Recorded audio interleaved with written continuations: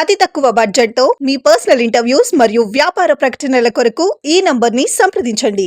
Kiran royal కి ఉన్న గొడవ ఏంటి, కారణం ఏంటి, వివరాలు చెప్పండి. ఒక వీడియో పంపించడం జరిగింది. దాని కింద కిరణ్ ఒక వీడియో పెట్టాడు. ఫస్ట్ నేను దాని గురించి చెప్పాలనుకుంటున్నాను. ఒక 1 year బ్యాక్స్, ఇది 2023లో జరిగింది.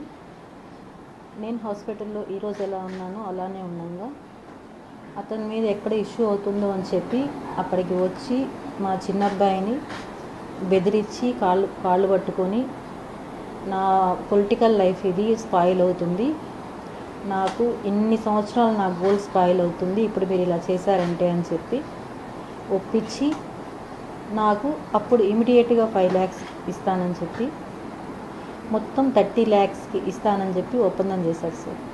దానికి నేను 1% కూడా ఒప్పుకోలేదు. ఎందుకంటే నేను ఇచ్చిన డబ్బులు 1,20,00,000. అది కాకుండా నా నగలు 25 సవర్లు సార్ మొత్తం. దీనికి నేను ఒప్పుకోలేదు. ఆ రోజు కూడా నా పిల్లలు వద్దమ్మా, ఇప్పటికి పోయిన పరువు చాలు, వద్దు, ఇక్కడికి ఆపేసే అన్నారు. కానీ ఆ తర్వాత కూడా అతను మమ్మల్ని బెదిరించడం కానివ్వండి, ఇవి ఏవీ తగ్గించలేదు. ఈవెన్ నా బిడ్డకి బాగాలేకుండా హాస్పిటల్లో ఉండి సర్జరీ అని కాల్ చేసినప్పుడు కూడా అతను ఎన్ని మాటలు అన్నాడంటే, ఆ వెంకటేశ్వర స్వామి ఉన్నాడు, నువ్వు చేసిన దానికి నీకు తగిన శిక్ష వేశాడు, ఇంతకింతకి నీ బిడ్డలు నువ్వు నాశనం అయిపోతావు అన్నాడు. ప్రతి ఒక్కటి ఇలానే అతను మాట్లాడడం, అతని వ్యవహారం. నాకు అతను ఎలా తెలుసు అంటే, మా అమ్మ వాళ్ళ ఇల్లు ఆంధ్ర కాలనీలో ఉండింది సార్. దాని పక్కన అతను వచ్చి జాయిన్ అయ్యాడు ఇల్లు కట్టుకొని. నాకు అప్పటి నుంచి తెలుసు అతను. 2013 నుంచి తెలుసు. 2013 to 2016 మార్చి వరకు అతనికి నేను ఇచ్చిన డబ్బులు 25 లక్షలు. ఈ 25 లక్షలు నేను ఇచ్చాను అని చెప్పి మా ఆయనకి తెలుసు, మా అత్తమామలకి తెలుసు, అందరికీ తెలిసి గొడవలు అయ్యాయి, చాలా ఇష్యూస్ అయ్యాయి. అయినా అతను ఇస్తానని చెప్పి ఇవ్వకుండా చేసేసాడు. ఆ తర్వాత మా ఆయన ఎప్పుడైతే చనిపోయారో ఆ తర్వాత నేను పిల్లలు తిరుపతికి షిఫ్ట్ అవ్వాల్సి వచ్చింది. ఆ తర్వాత అతను మళ్ళీ కాంటాక్ట్లోకి వచ్చి ఈ అవసరం ఉంది, ఆ అవసరం ఉంది అని చెప్పి అతను అన్నాడు, ఆమెకు అంత డబ్బులు ఎక్కడి నుంచి వచ్చాయి అని. దానికి ప్రతి ఒక్కదానికి నా దగ్గర ప్రూఫ్ ఉంది సార్. ఎందుకంటే 1 ఎకరా భూమిని నేను వెంచర్ వేపించి సేల్ చేయించాను. ఇందులో పిల్లలు నన్ను ఎన్నోసార్లు అబ్జెక్ట్ చేసినా కూడా ఎందుకమ్మా అమ్ముతున్నావు అంటే, ప్రతిదానికి నేను వాళ్ళకి ఏదో కారణాలు చెప్పుకుంటూ అమ్మి అతనికి ఇచ్చాను. అతను మీరు అన్నట్టు ఇంతకుముందు నా వీడియో ఒకటి అతను రివీల్ చేశాడు. అది నాకు నేనే ఇచ్చిన వీడియో కాల్స్, దాన్ని కూడా బెదిరించి ఇప్పించిన వీడియో అది. దానికి సాక్ష్యాలు కూడా నా దగ్గర ఉన్నాయి. అతను ఏ విధంగా అయితే నన్ను బెదిరించాడు, థ్రెటన్ చేశాడు అనేది ప్రతి ఒక్క సాక్ష్యం నా దగ్గర ఉంది. మీకు ఇప్పుడు జనసేన సార్, నేను ఒకటి చెప్పాలనుకుంటున్నాను. రాజకీయ పార్టీలు దేనికి నాకు ఎటువంటి సంబంధం లేదు, నాకు అందరూ ఒకటే. కానీ అతని అండ నేను జనసేన లీడర్ని, నేను ఏం చేసినా చెల్లుతుంది అనే ఒక అహంకారం అతనిలో ఉంది. నేను ఈ విషయం మీ అందరూ కలిసి నాకు పర్మిషన్ ఇప్పించి పవన్ కళ్యాణ్ గారికి పంపించగలిగితే నా దగ్గర ఉండే సాక్ష్యాలన్నీ కూడా నేను ఆయనకి చూపించి నాకు న్యాయం జరిగేలాగా నేను పోరాడతాను. ఈరోజు జరిగిన విషయం, నేను హాస్పిటల్ నుంచి ఇంటికి వచ్చిన వెంటనే మీడియాకి అది వైరల్ అయిన తర్వాత ఫోన్ చేసి మా చిన్నబ్బాయికి ఎలా బెదిరిస్తున్నాడంటే, రా నిన్ను చంపేస్తాను నేను, ఎక్కడున్నా మీరు అని చెప్పి బెదిరిస్తున్నాడు.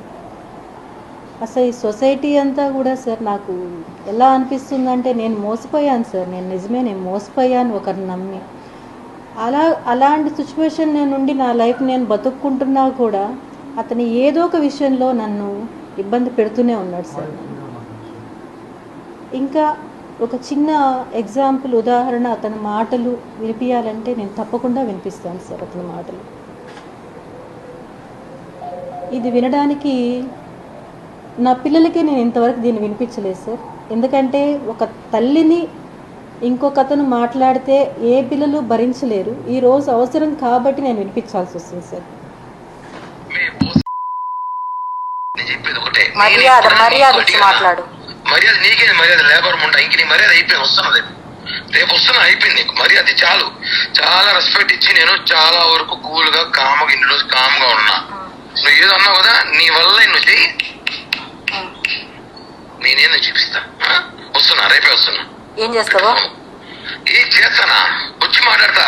నువ్వేదో చేస్తానా, వచ్చి ఎక్కడికి పోతావో పో, నా ఇంట్రికా. ఏమనుకుంటావు నువ్వు? నీ మరిది అనుకున్నావా? బృందావల తమ్ముడు జఫానా కొడుకు అనుకున్నావు నేమేనా?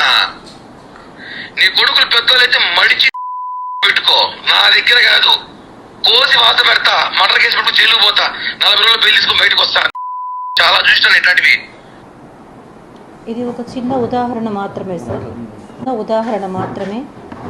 అతను నా ఆఫీస్కి వచ్చి నన్ను ఎలా బెదిరించాడు అంటే, ఇది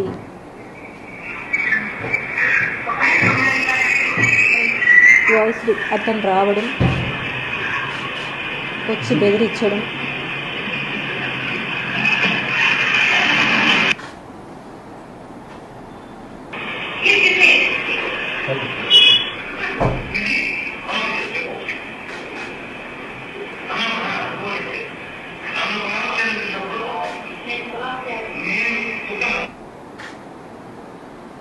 ఇలా ఒకటి కాదు సార్. ఇన్ని చేసినా కానీ నేను ఇన్ని ఇయర్స్ నేను కామ్గానే ఉన్నాను సార్. నేను ఈరోజు నా సిచ్యువేషన్ ఏమంటే, అతనికి నేను డబ్బులు ఇచ్చి నా పిల్లల భవిష్యత్తు నేను ఏమీ చేయలేకపోతున్నాను వాళ్ళకి. నేను నా డబ్బులు నాకు కావాలని పోరాటం చేస్తుంటే అతను బెదిరిస్తున్నాడు. దయచేసి అందరూ నాకు సాయం ఉండి నా డబ్బులు నాకు వచ్చేలాగా చేయండి సార్. Thank you.